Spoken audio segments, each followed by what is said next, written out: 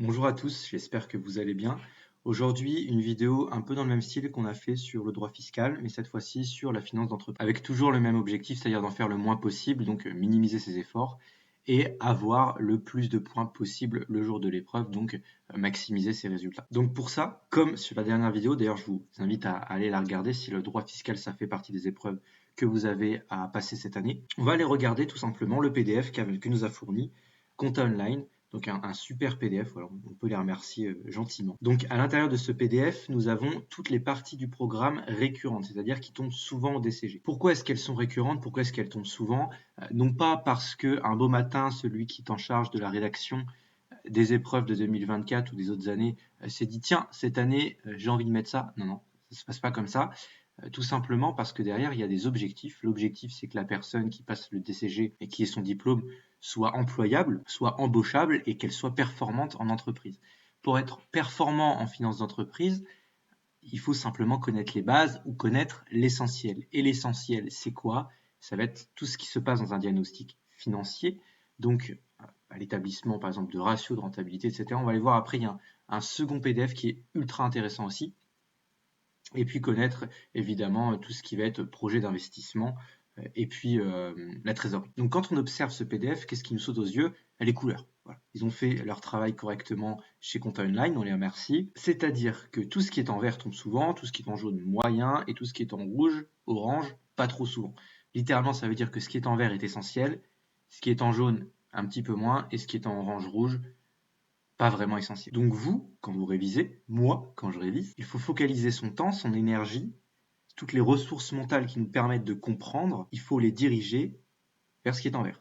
Donc, le diagnostic financier. On va aller voir juste après à quoi ça correspond. Donc, la politique d'investissement, on va avoir le plus souvent des projets d'investissement avec des fonds de roulement à calculer. Bon, pour ce qui est du financement, ça tombe un petit peu moins souvent. Et pour ce qui est de la trésorerie, on va avoir des budgets de trésorerie, des plans de trésorerie. C'est pas forcément souvent que ça tombe. Faut juste connaître rapidement les tenants et les aboutissants de la trésorerie. Dans les thèmes, là, on va avoir beaucoup plus de précision sur ce qui tombe. Donc, dans la partie diagnostic financier, qu'est-ce qui tombe souvent? L'analyse de l'activité. Ça veut rien dire, l'analyse de l'activité. Nous, ce qui nous intéresse, c'est du concret. Qu'est-ce que concrètement? C'est la CAF. Comment on calcule la CAF? À partir de l'EBE ou à partir du résultat net. Alors, il faut simplement connaître le calcul, enfin les deux calculs, il y en a deux. Connaissez les deux, comme ça si jamais à l'examen on vous en demande un, bah, vous pouvez vérifier avec l'autre que votre raisonnement et votre résultat final est bon, et que la CAF est donc bonne. Pourquoi? Parce que souvent, c'est des questions qui induisent d'autres questions. C'est-à-dire que si votre CAF est mauvaise, c'est-à-dire que vous avez fait une erreur de calcul ou une erreur de formule, peu importe, et ben, potentiellement, même si votre raisonnement pour la question d'après est bon, si vous avez, je sais pas moi, voilà, exemple très concret qui tombe souvent, vous avez la CAF et ensuite vous avez le FNT, donc le flux net de trésorerie à calculer prévisionnel. Eh bien, la CAF induit le résultat de flux de trésorerie prévisionnel. Donc si vous êtes gouré sur la CAF, vous êtes gouré sur le flux de trésorerie, quand bien même la formule et le calcul du flux de trésorerie prévisionnel serait bon. Donc ultra important, la CAF. Le tableau des SIG, voilà, j'ai trouvé un sujet dans lequel il y avait. Le tableau des SIG, c'est ça. Il faut simplement comprendre les tenants, les aboutissants de pourquoi à chaque fois on vient calculer et qu'est-ce que ça signifie. Le plus important, généralement, ce qui vous intéresse, ça va être la valeur ajoutée et le BE. Le BE, très important. Évidemment, il faut tout connaître. Ensuite, le fonds de roulement net global, un grand classique, pareil, à connaître, ça tombe tout le temps. Dans un deuxième temps, souvent, on va vous demander, voilà, est-ce que l'activité est risquée? Donc, pour répondre à cette question, il va falloir calculer le seuil de rentabilité, les leviers d'exploitation. Avec le seuil de rentabilité, la marge de sécurité et l'indice de sécurité. L'indice, c'est simplement la marge en pourcentage. Ensuite, une fois qu'on comprend parfaitement, qu'on connaît par cœur et le pourquoi du comment on calcule, la CAF et les SIG et le flux de roulement net global, ainsi que le seuil de rentabilité et le levier d'exploitation, il nous faut nous intéresser au tableau de flux. Donc les tableaux de flux de trésorerie. Également, alors là c'est écrit 36%, mais bon, vous voyez que c'est un petit peu de l'aléatoire, mais c'est quasiment une chance sur deux. Depuis, alors avant ça tombait peut-être pas, avant 2017, mais depuis 2019, enfin depuis 2020, depuis la réforme, c'est quand même tombé deux fois sur quatre. C'est assez important de connaître le tableau de financement. Ça fait partie des bases, c'est clairement les bases. Voilà, il est tombé en 2021.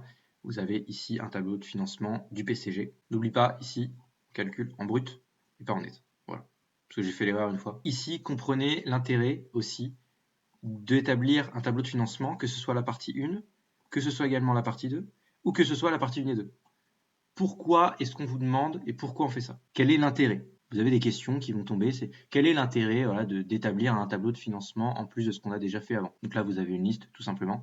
Si jamais ça vous intéresse, moi, toutes ces questions, je les ai rentrées dans une application de flashcard. Donc, c'est-à-dire que j'ai tout regroupé au même endroit dans une application de flashcard.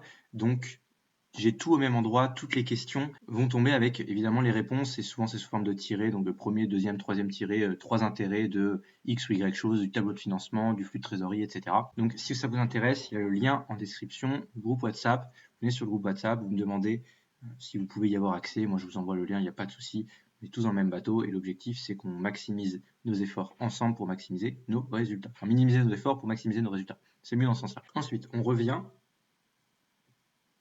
sur le tableau. Et là, chose très, très, très importante, le besoin de fonds de roulement, le BFR. Donc là, dedans, vous avez le BFR d'exploitation, le BFR hors exploitation, qui sont des notions qui tombent tout le temps. Donc, comment vous le calculez? Quelle est la signification du BFR? Pourquoi c'est important? Quel est son intérêt de le calculer? Ça, c'est des choses que vous devez savoir. Ensuite, dernière chose qui tombe souvent, les flux de trésorerie. Donc, là, ça va être dans le cadre d'un projet d'investissement. On va vous demander de calculer tout ce qui est rentabilité, etc. Ça se calcule à partir de la VAN, TRI, taux de rendement interne. Donc, pour ça, vous avez la calculatrice en mode examen qui va vous servir le jour de l'épreuve. Mais il va falloir que vous compreniez pourquoi vous le faites. Parce qu'il y aura toujours une interprétation à faire. Et une fois que vous avez les résultats et que la calculatrice affiche le résultat, il faudra le faire parler, ce résultat. Il faudra dire s'il est intéressant, s'il n'est pas intéressant. Ensuite, quelquefois, vous avez un dernier dossier, quelques points qui vont être sur des placements de trésorerie. Voilà, vous avez fait chronologiquement dans votre épreuve un diagnostic financier. Ensuite, vous avez analysé la trésorerie et vous avez rendu compte avec le chef d'entreprise, enfin, théoriquement, que il y a un excédent de trésorerie. Vous avez trop de trésorerie, c'est génial, problème de riche. Et donc, il va falloir placer cette trésorerie. Et généralement, vous avez 2 ou 3 options pour placer. Vous aurez le choix entre des actions, entre de l'obligataire, et il faudra calculer qu'est-ce qui est le plus rentable pour l'entreprise et pour le chef d'entreprise pour qu'il puisse placer sa trésorerie et ne pas voir son cash fondre sur ses comptes en banque. Donc, par exemple, en 2020, premier dossier, analyse financière et mesure du risque. Donc là, nous avons tout ce qui est diagnostic financier. On va aller voir juste en dessous concrètement qu'est-ce qu'il y a à l'intérieur. Deuxième dossier, gestion de la trésorerie, classique. Et troisième dossier, gestion du BFR, ici d'exploitation. Voilà, on retrouve les SIG. Ce qui va être intéressant sur les SIG, ça va être le rapport du résultat d'exploitation avec le chiffre d'affaires, la part des charges de personnel dans la valeur ajoutée, par exemple. Bon, après, je ne vais pas vous faire un cours, c'est pas l'objectif. Voilà, ensuite, le BE, ici, à interpréter, à expliquer pourquoi il y a des limites à l'EBE. Et ensuite, l'intérêt de calculer un flux de trésorerie d'exploitation. Donc ça fait partie des quelques, entre guillemets, définitions, même si ce n'est pas vraiment des définitions, c'est plutôt des arguments. On va dire, si vous connaissez à chaque fois, par exemple, EBE, SIG, flux de trésorerie, BFR, 2 ou 3 intérêts et 2 ou 3 limites, tout simplement sous forme de tirés, par exemple, vous les retenez, et bien ça fait une grande différence le jour de l'épreuve. Ensuite, encore une fois, un intérêt, donc une liste d'arguments, cette fois-ci concernant le bilan financier. Donc là, vous devez le construire. Même si le bilan financier, c'est vrai que ça tombe pas si souvent que ça. C'est pour ça qu'il est en fin de premier dossier. Et qu'ici, on a toujours cette même structure avec les SIG et le flux de trésorerie. Et ici, encore une fois, le niveau de risque financier de l'entreprise. On a le BFR pour le faire, on a des ratios de liquidité. Encore une fois, les intérêts d'un budget de trésorerie.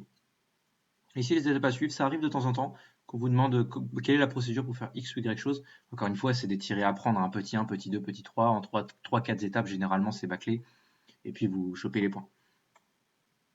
Donc ensuite, vous devez le construire. Et puis de plus en plus, dans les épreuves, on retrouve des argumentaires. Là, va falloir sortir un petit peu du rationnel et partir sur du littéraire, je suis désolé. Même s'il y a toujours la même structure, et souvent la structure vous est donnée soit dans la question, soit dans ce que demande la personne, ici.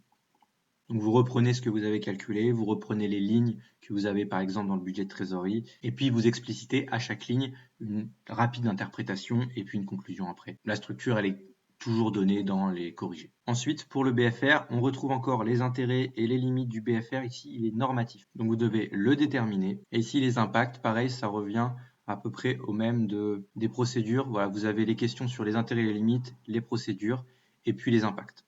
Les impacts et les procédures, ça tombe un petit peu moins souvent que les intérêts et les limites.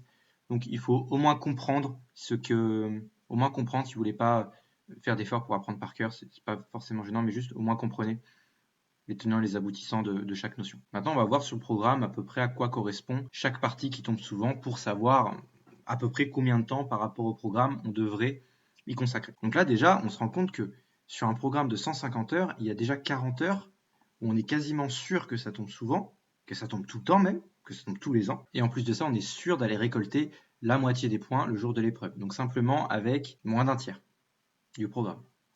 Ça va être pareil en 2021, peut-être.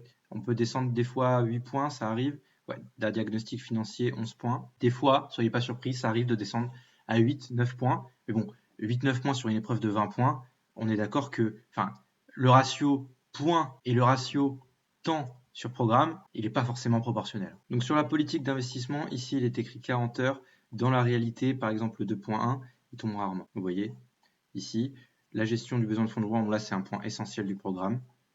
Le BFR, là, vous pouvez pas le sauter, c'est impossible. D'ailleurs, ne faites pas l'impasse, c'est pas l'idée de cette vidéo. L'objectif, c'est pas de savoir sur quoi vous devez faire l'impasse. L'objectif, c'est de savoir sur quoi vous devez maximiser vos efforts. C'est pas du tout la même chose. C'est-à-dire, ne passez pas 8 ans à comprendre une notion que vous comprenez pas dans une partie qui tombe très rarement. Bon, bah, écoutez, d'accord, vous prendrez votre perte si jamais ça arrive le jour de l'examen parce que vous comprenez pas. Mais globalement, c'est quand même plus intéressant de maximiser vos efforts, maximiser votre temps sur ce qui tombe réellement parce que vous n'avez que 24 heures par jour. Vous ne pouvez pas tout apprendre. Vous ne serez jamais prêt à 100% le jour de l'examen. C'est impossible, à part si vous êtes un génie et que vous cherchez le 20 sur 20. Ensuite, sur le 3 et le 4, on va avoir des notions de temps à autre. Ici, il est écrit 50 heures. Donc, parmi ces 50 heures, il y en a peut-être 10 qui sont réellement intéressantes, qui vont réellement vous rapporter des points. Pareil pour le 4, pareil pour la trésorerie. Ici, 20 heures, c'est quand même extrêmement léger, 20 heures pour la trésorerie, alors que c'est une notion quand même fondamentale. Ici, on voit bien que à 55% du temps, ça tombe. Et la trésorerie, vous en aurez toujours parlé, en fait.